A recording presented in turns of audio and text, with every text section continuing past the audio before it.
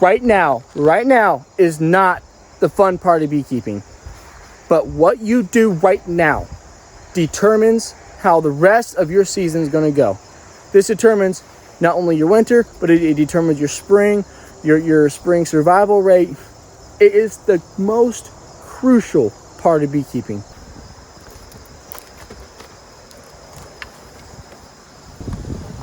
All right, so it's August 30th. It's real late into the season. The bees are raising bees of winter physiology right now. It's a very crucial time. Population is huge from the summer, which is currently destroying the honey stores that was just created in the early summer and spring. The queen is slowing down laying eggs because there's less forage, and it's coming towards the end of the season. The queen's not as stimulated, but the kicker is the mite population is still high and does not decrease. So bee number goes down, mite population goes up, virus load increases, the immunes of all the bees go down because there's less nectar coming in that washes out the gut, less healthy pollen out there, at least until the goldenrod kicks in real strong. So guys, it's a crucial time. You need to be treating for mites. You need to be feeding colonies to stimulate brood production.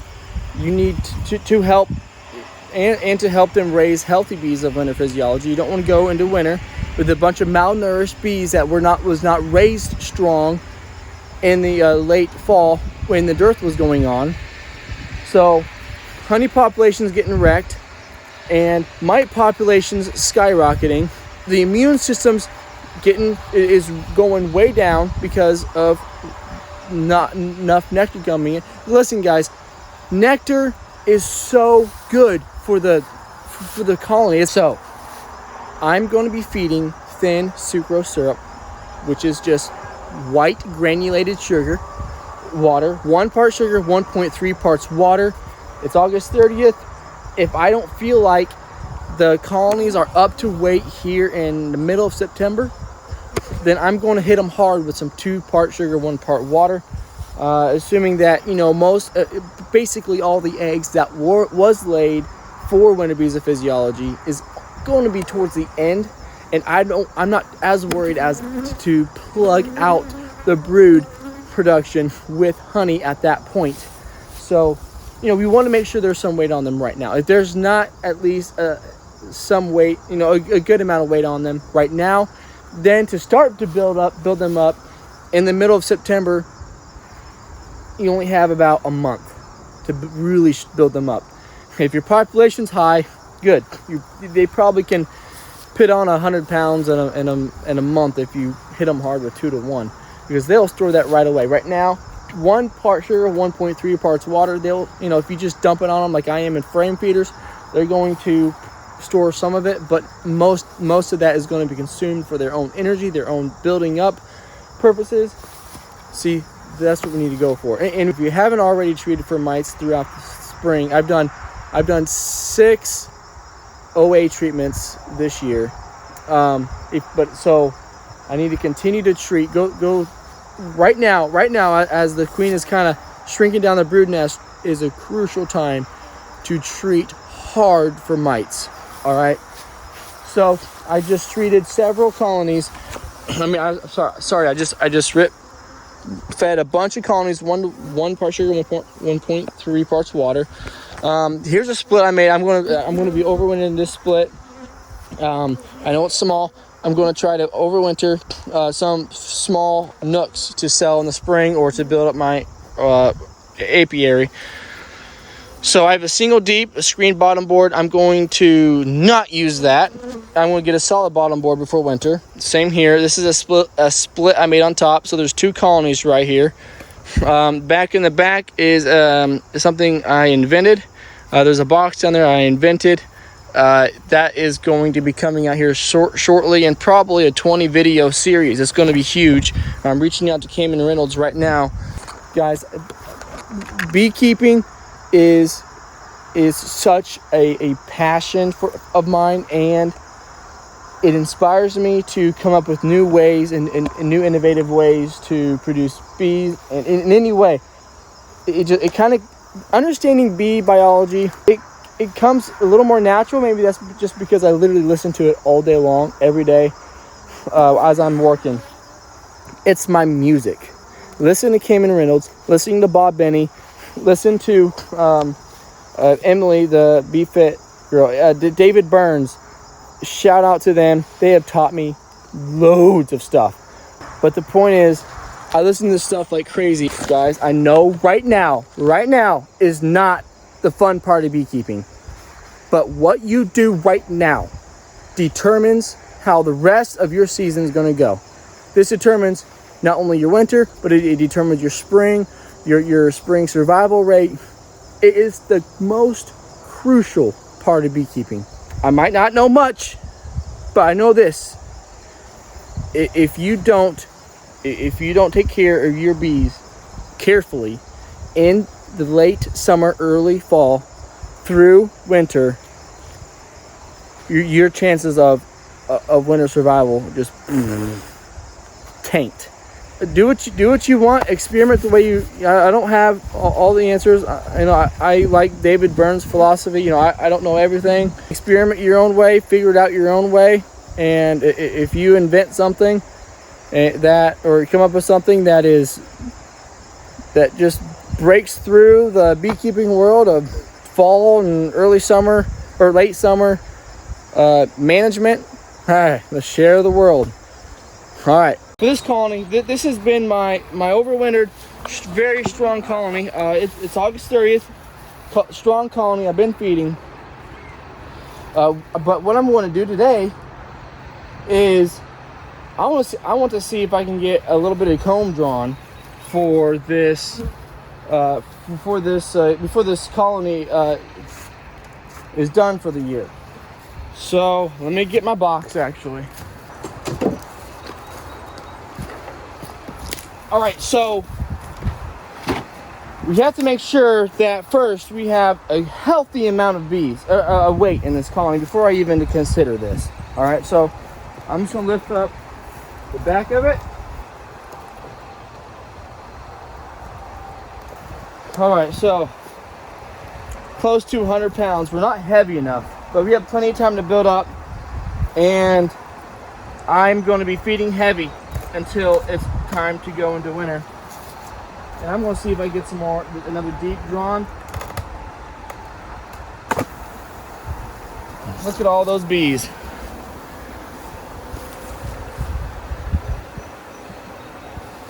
Guys, if I didn't feed this colony, man, they would blow through all of their honey in no time, friends. Okay, so they need some more space anyways. Okay, I don't want to squish as many bees as possible, so I'm going to put it on the angle and slowly spin it on very easily. Let's go. All right, so now we are going to ensure that this colony never runs out of syrup. As it gets colder, as it gets later, maybe in about 2 weeks, and I'm not happy with their weight, I'll feed 2 to 1 and top them off with syrup, thicker syrup. So my feeders over here, I put a little pollen patty on them.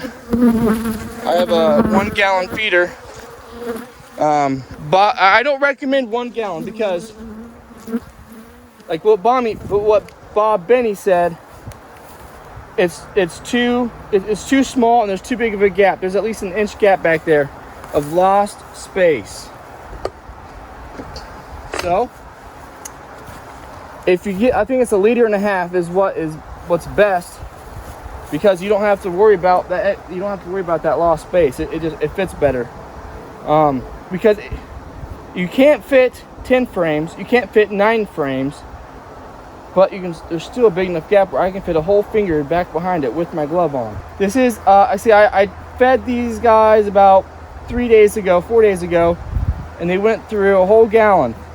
A whole gallon of this syrup weighs about 10 pounds. So this is 20 pounds of the syrup in a matter of just a few days. And I'm not going to stop feeding them. I'm going to feed them and feed them and feed them and feed them. Drawn comb is so valuable to me. Look at that bee right there, drinking from that stream pouring out of the jug. Oh my, I overflowed it. You guys got to be careful not to do that. You will trigger robbing so fast. Not good. You do not want to deal with robbing. It's so hard to get under control. All right, we're done with this colony. We're going to be treating this colony with oxalic acid for mites. I'm going to keep this population high, guys. All right, you see what I did there? I put it on as an angle, and I'm slowly squaring it up.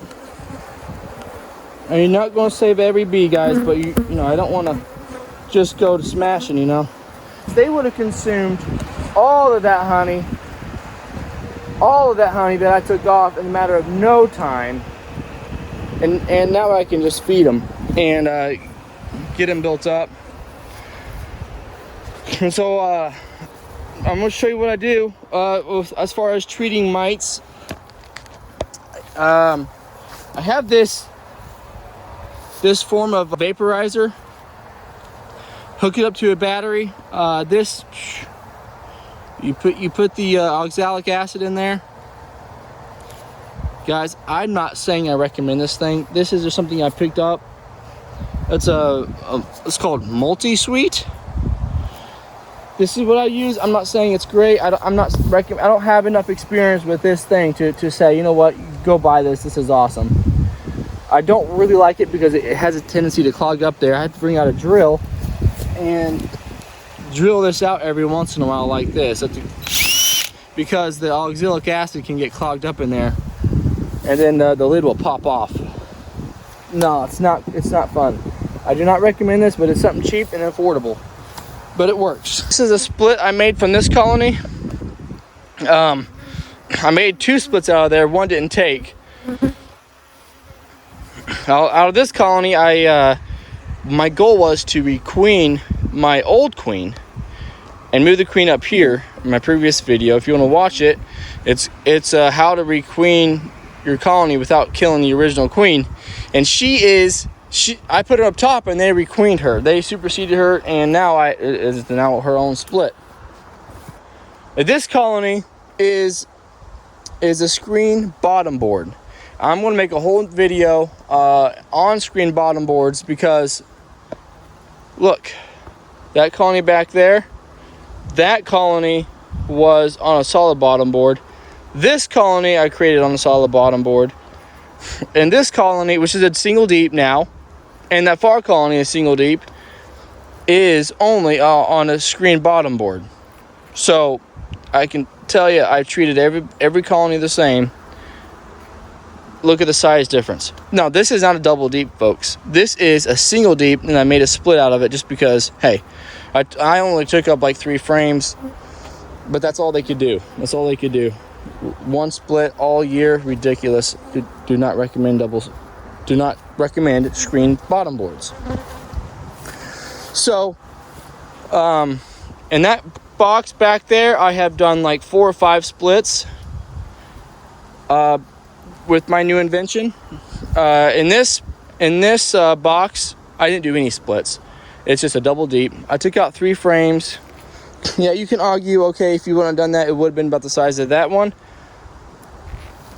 I don't know about that. I don't know.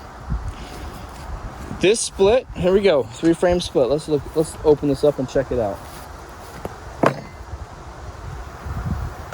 This is an 8 frame colony I'm going to try to overwinter with. This is a 3 frame split I made. I gave him some drawn comb later on, but I'm trying to build them up real strong as they go in the winter. So this is, again, so this is a split I made out of my overwintered colony that gave me my honey production this year. I split these girls about July 9th, or I'm sorry, June. Yeah, it was July 9th. It is August 30th. So I gave them a queen. I had a mistake, okay? Let me explain what I did. I had a queen castle that I built. I was joining queens. When I came back 24 hours after introducing the virgin queen, I opened the lid thinking that, okay, they're both virgin, they both have the same pheromone quality. I wasn't really too concerned with the queens, with the bees going over or floating over to the other side and killing the other queen. Well, guys, I learned the hard way. The bees floated over in no time and killed the other queen. So they raised their own.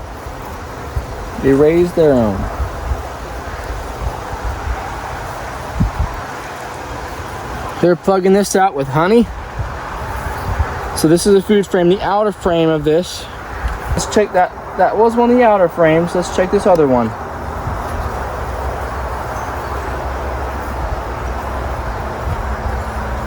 Whoa, about slipped. All right, here's the brood frame. The hatching brood frame, and she's been back through here and has filled it up and been laying it up.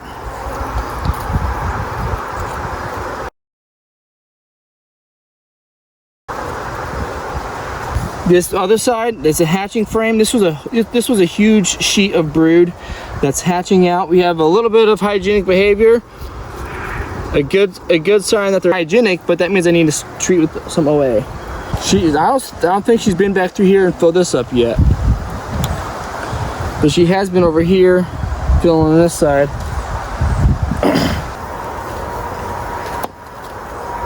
All right, I'm going to say the queen's going to be on here. A very excited frame. Guys, this was a foundationless frame that I put in here. And they did quite a nice job with it.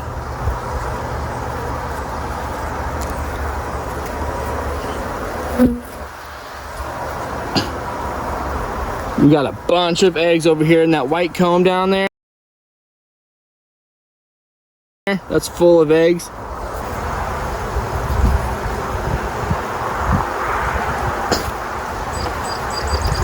We got some eggs coming on. We got a little bit of brood coming on. I wish to see a little bit more though, not gonna lie. This ought to be a food frame.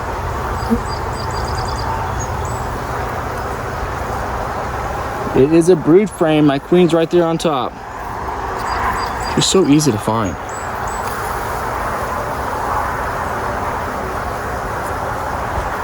A little bit testy. Fill that brood. This colony's doing good. Hatching out, backfilling. That's what's going on, guys. Hatching out and backfilling.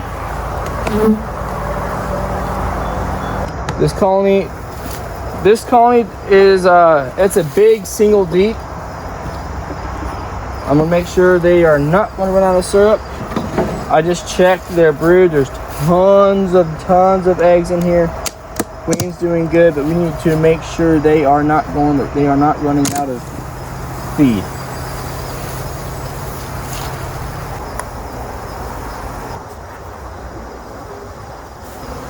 Oh shoot.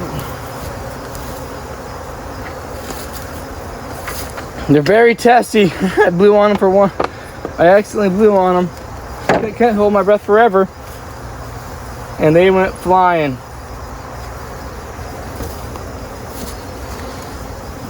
All right, that was one of my 3 frame splits. We were light on weight, but good on bees, and we are outstanding on brood. It's all right, we'll build them up. No problem. No problem. This is One of the queens then I got mated in 1st of May in 3 frames, and now we're a double deep. Walnut. I'm going to lift the lid so that you can see my bee numbers in this 3-frame split I made. That tiny little baby split, you know, I made in April, end of April, and then they now look like this.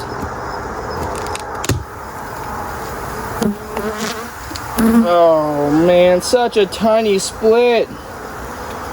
Such a tiny split. I was getting a little bit of flack saying, "Oh, it's such a weak split," and you're getting there, buddy. You'll get there, guys. There's always stuff to learn, always mistakes to be made. But I'll tell you this.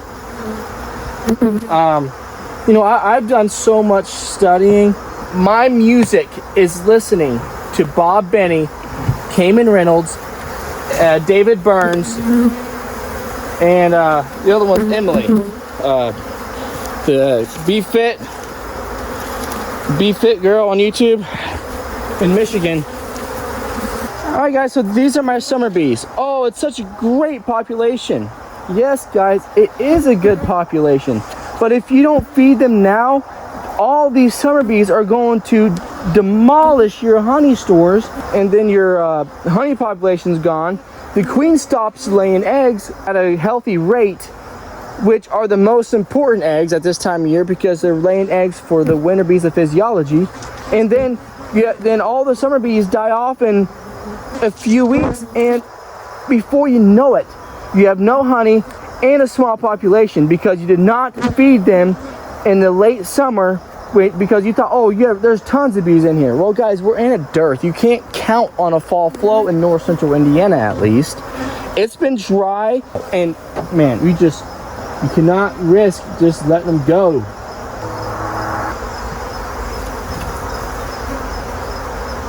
Alright, guys, gotta be careful not to spill and create robbing.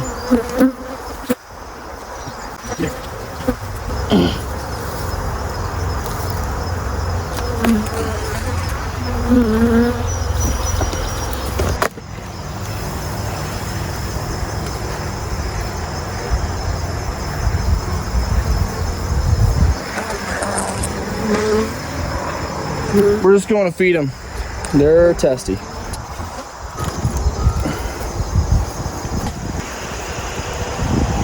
Nice.